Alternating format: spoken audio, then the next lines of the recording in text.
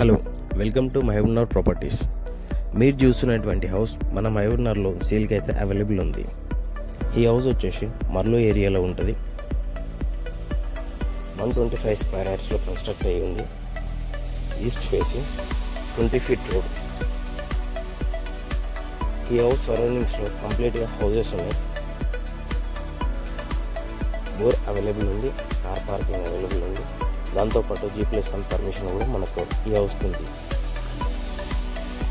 దీని ప్రైస్ వచ్చేసి 45 lakhs. Contact for more details and site visit. Thank you.